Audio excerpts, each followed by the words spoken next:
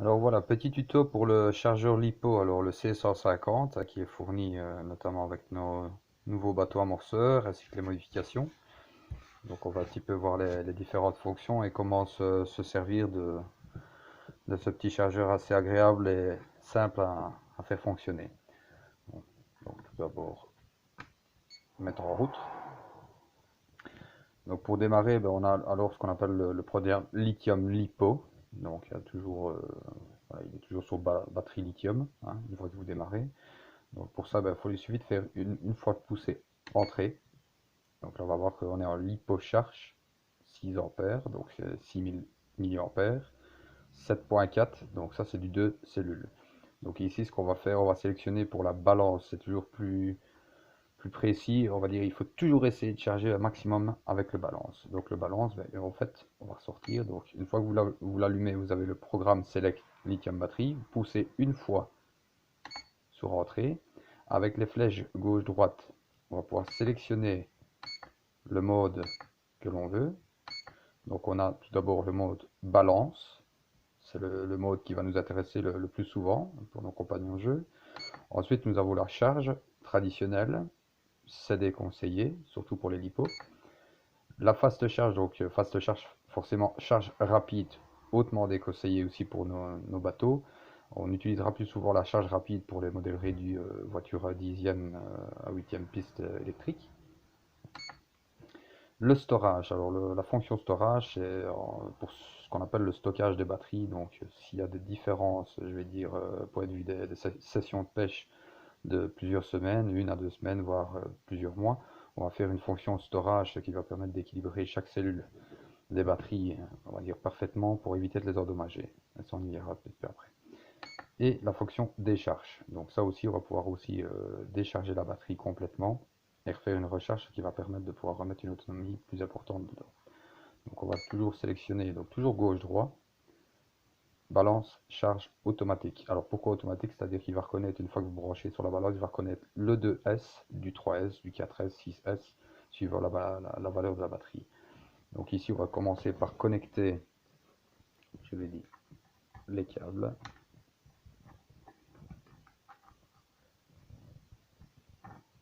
Ici, le balanceur.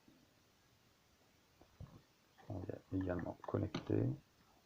Hop, voilà. Alors ici, on utilise de l'XT90 pour nos batteries. Les nouveaux bateaux sont en XT90. Donc ici, on a une batterie donc, de 6 ampères, donc 6000 milli en 2S 7.4, 7 v 4, c'est toujours la décharge, donc la Q vide. Donc 8 v 40, ce sera la Q chargée. Et alors on va toujours charger en AC. Donc AC, c'est quoi? C'est une fois la valeur de la batterie, donc 6 ampères. On va retrouver ici 6 ampères. Donc on va brancher ceci.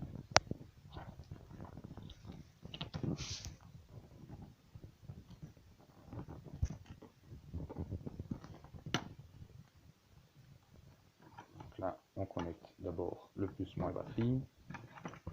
Et ensuite, on va faire bien attention de venir y connecter la balance à sa place. Hop, voilà. Donc la balance et la fiche principale. On va pousser une fois sur entrée. Il va reconnaître directement la batterie, le type de batterie. Donc ici, comme je vous l'ai dit tout à l'heure, c'est du 2S. Donc on reprend ici 2S. On est en 6 ampères. Alors l'hypo clignote. Pourquoi l'hypo clignote? Parce que tout simplement, si vous poussez une fois sur entrée, on va pouvoir changer l'ampérage de 0 à 10 ampères, bien entendu. Ici, on va remettre sur 6 ampères. Donc, voilà, 6 ampères. Hop, donc là, on est bon. Il suffit de laisser son doigt dessus. Batterie check, ça veut dire qu'il contrôle la batterie, les branchements. Pour confirmer, entrée, une fois entrée. Là, c'est parti, ça charge. Le ventilateur se met en marche.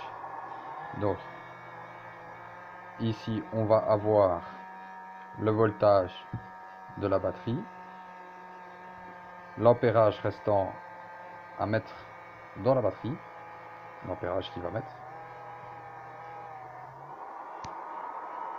le temps de charge et la valeur qu'il aura rajoutée. Donc ceci, voilà, donc pour une traditionnelle batterie en 2S, donc il leur met un, donc LiPo 2S 6000. Ici au-dessus, quand il aura fini sa charge, il va sonner 3 fois et mettre full, donc ça veut dire que l'accu sera prêt.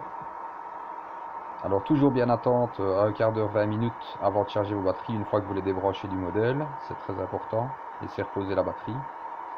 Donc ici on va le stopper, stop, ça c'est une chose. Donc on peut en attendant débrancher, hop.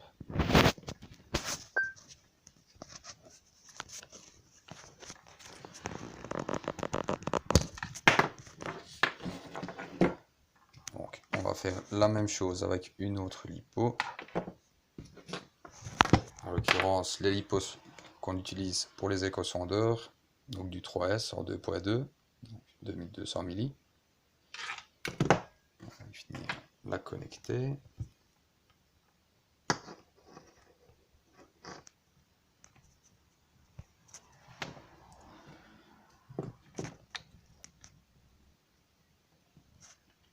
La balance, le plus, le moins. Alors là, donc on est toujours sur la batterie précédente. En l'occurrence ici on va charger la batterie d'échosondeur, donc qui n'est pas la même. Donc on va faire une fois entrée, et hop, il a repris directement la batterie 3S. Donc le LiPo clignote, on pousse encore sur entrée, et on va venir y mettre la valeur AC. Donc la valeur AC, comme sur la batterie indiquée, 2.2.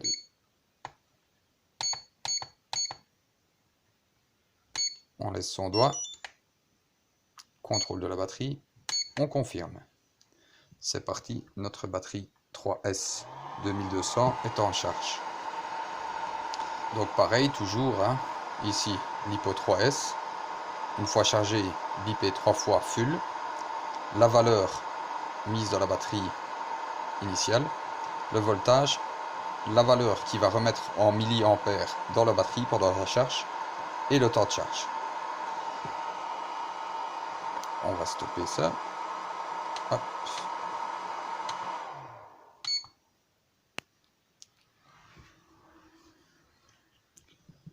On va redébrancher nos batteries.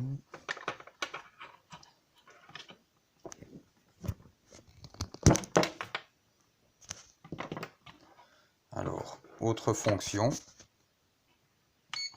On va sortir. Donc, on a batterie lithium toujours. Avec flèche gauche-droite, on va pouvoir changer soit en nickel-métal, nickel-cadmium, en plomb batterie. Donc pour les batteries d'origine Anatech ou d'autres bateaux qui tourneraient en batterie au plomb. Donc on va tout simplement, si on veut charger sa batterie au plomb, ou même une batterie automobile tout simplement, on va faire entrée. Il va demander le nombre de cellules, c'est pareil, donc si c'est une batterie 12 volts ou 6 volts, en l'occurrence pour un Anatech ce sont des batteries 6 volts, donc on va pousser une fois sur entrée. Si par exemple c'est une batterie de 7 ampères, comme bien souvent les Anatech, on va y finir mettre 7 ampères, repousser une fois, et là on va pouvoir changer la valeur pour du 6 volts. Confirmer. Voilà. Donc là il n'y aura plus qu'à faire la même fonction, donc raccorder sa batterie, je vais dire plomb, sur les bornes, et venir confirmer. Bon, en l'occurrence, il y aurait quelque chose de mal branché, si vous confirmez, disconnect. Donc il va dire que la batterie n'est pas connectée, forcément on n'en a pas mis une. Donc ok. On va venir stop. Donc ceci.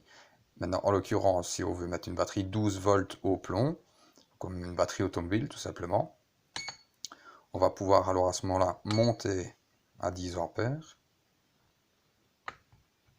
pousser encore une fois sur entrée, pouvoir monter le voltage sur 12 volts, pareil, et là on confirme toujours.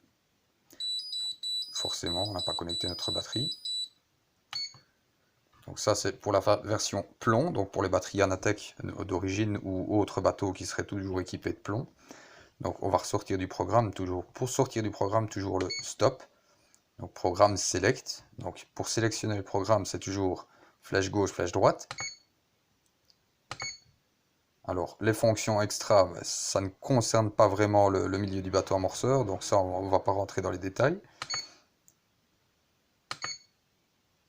On revient en lithium batterie, donc ce qui nous intéresse, je vais dire le plus avec nos types de modèles. Hop, et toujours bien regarder qu'il soit en LiPo balance charge automatique. L'automatique, en fait, c'est ce qui va permettre de reconnaître, comme je vous l'ai dit tout à l'heure, la batterie de son type, donc 2S, 3S, 4S, ainsi de suite. Donc on va pousser encore une fois entrée. Donc là, on voit que ça clignote. On pousse encore une fois sur entrée. On va pouvoir alors y mettre la valeur de la batterie. Donc toujours en AC. Donc AC, c'est quoi? C'est une fois la valeur. Donc si on a une batterie comme ceci de 6000, donc c'est 6.0, vous devriez le retrouver ici dans le cadran. En montant avec les flèches, quand ça clignote, les flèches gauche-droite, on va pouvoir remonter jusqu'à 6.6. Donc ça, c'est ce qu'on appelle du AC.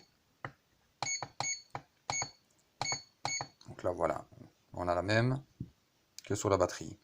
Et ainsi de suite, si on a une batterie qui est en 5.0, on met du 5.0, tout simplement. On confirme. Alors là, forcément, tant qu'on n'a pas de batterie branchée, je veux dire, dans les éléments, il ne va pas reconnaître le type de batterie. Donc ce qu'il faut faire, c'est toujours brancher sa batterie et il va reconnaître le type de batterie.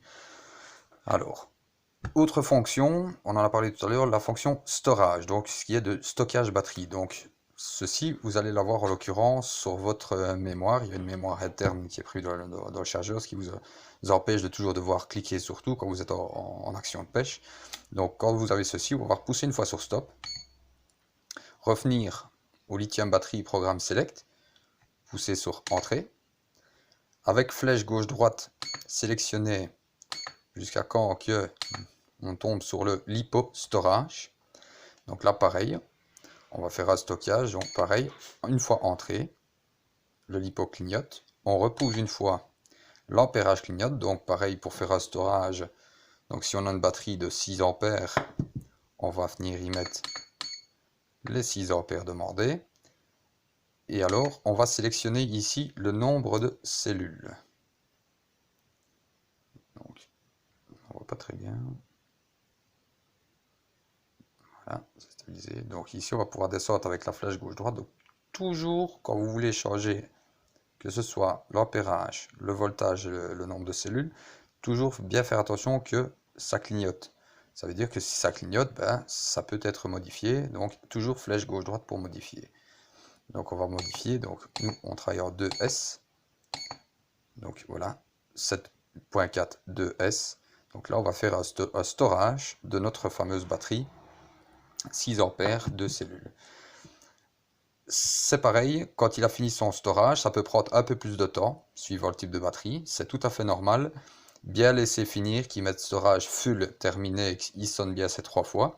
Et à ce moment-là, vous pouvez prendre votre batterie et vous pouvez la stocker alors aisément dans une armoire, à l'abri, je vais dire, de toute interférence qu'il pourrait y avoir avec celle-ci.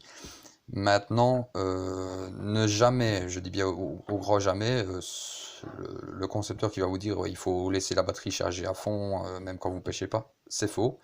La laisser décharger aussi, c'est faux. S'il y a une fonction storage, il faut s'en servir absolument. Une batterie qui est toute déchargée et que vous allez ranger, va continuer sa décharge et puis pour finir va se mettre en court-circuit, va faire l'effet inverse.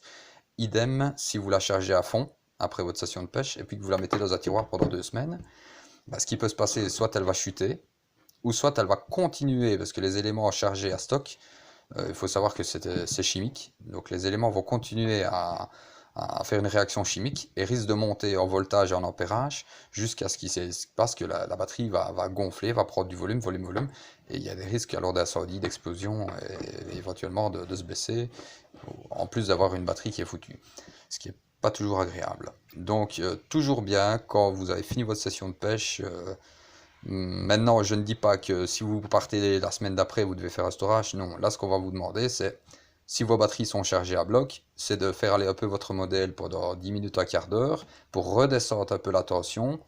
Donc, par exemple, si c'est 7 volts 4 vide, 8 volts 4 plein, donc on va essayer de redescendre la batterie entre 7 volts 9 et 8 volts, en se servant de son modèle, tout simplement, en faisant mémuse avec sur le plan d'eau, de façon à ce que la semaine d'après, on puisse repêcher sans avoir eu à faire un storage. Maintenant, c'est toujours préférable, si vous restez 2 semaines à 3 semaines, voire un peu plus, de faire un storage à vos batteries. Voilà, j'espère que ça pourra vous être utile, et à très bientôt.